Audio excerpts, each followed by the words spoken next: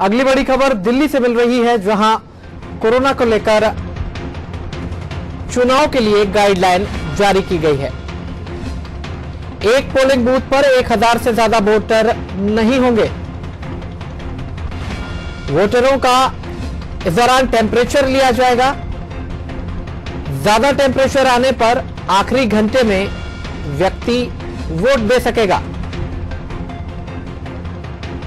इसके साथ ही चुनावी गतिविधियों के दौरान मास्क पहनना अनिवार्य होगा और सोशल डिस्टेंसिंग का भी ध्यान रखना होगा।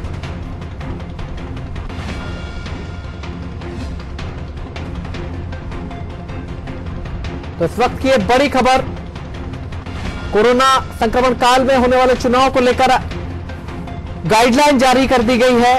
इसमें साफ तौर पर निर्देशित किया गया है कि एक पोलिंग बूथ पर 1000 से ज्यादा वोटर नहीं होंगे। वोटरों का टेम्परेचर लिया जाएगा और इस दौरान अगर किसी व्यक्ति का टेम्परेचर ज्यादा निकलता है तो उसे आखिरी में वोट देना होगा।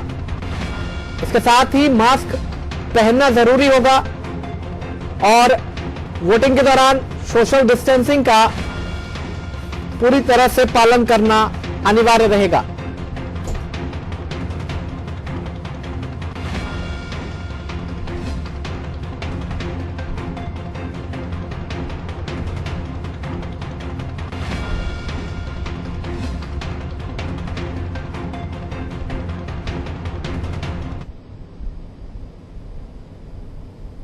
तो इस वक्त ये बड़ी खबर,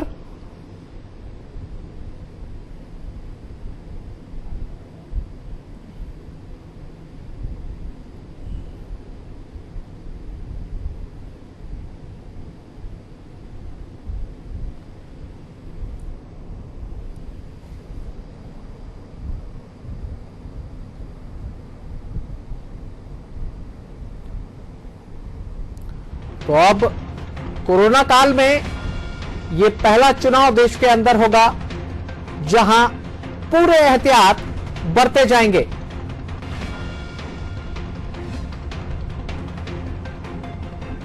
खबर पर ज्यादा बातचीत के लिए हमारे साथ फोन लाइन पर मौजूद हैं हमारे एसोसिएट एडिटर प्रभु पटेरिया।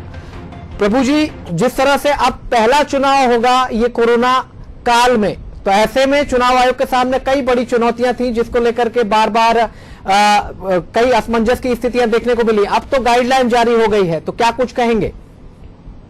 जी बिल्कुल, क्योंकि चुनाव ड्यू है और आने वाले समय में बिहार राज्य के चुनाव होने हैं, उसके बाद भी आगे चुनाव होने हैं और कोरोना की जो परिस्थितियां हैं, तो कोरोना बीमारी खत्म होती हुई कहीं दिखाई नहीं दे रही है। इसका जो वैक्सीन आने का जो है कि परफेक्ट वैक्सीन आ रही है, इसको लेकर भी अभी तक संशय की स्थिति है।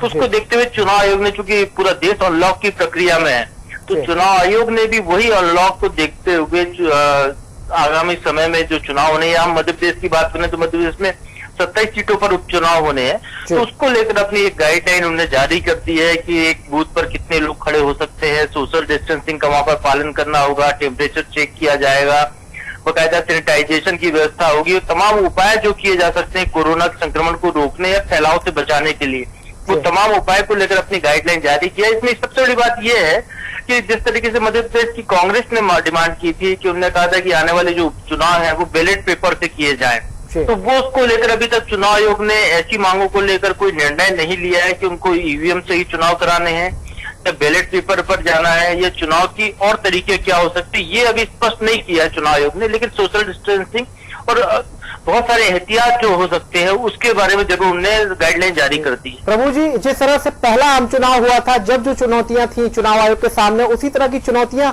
इस संक्रमण काल में भी देखने को मिल रही है, क्योंकि परिस्थिति पूरी तरह से बदल चुकी है। एक नया सेटअप बनाना होगा और एक नई जानकारी के साथ लोगों के बीच जाना और फिर मतदान करवाना बहुत मुश्किल सा दिखाई देता है, क्या कहेंगे?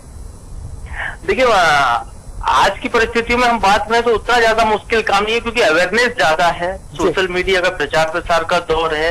यदि हम पहले चुनाव से तुलना करते हैं, उस समय देश का लिटरेसी रेट 20% से भी कम था। आज देश का लिटरेसी रेट करीब 90% है। तो ज्यादातर लोग अवेयर है चीजों को लेकर, कोरोना के बारे में, कोरोना के खतरे को, ये कोरोना कैसे फैलता है, वो सारी चीजें लोग जान रहे हैं। अब हम देखते हैं कि कई जो आम गरीब आदमी है या कचरा बीनने वाला है, वो भी मास्क लगाकर लगाकर चल रहा है, सब्जी बेचने वाला भी मास्क लगाकर चल रहा है।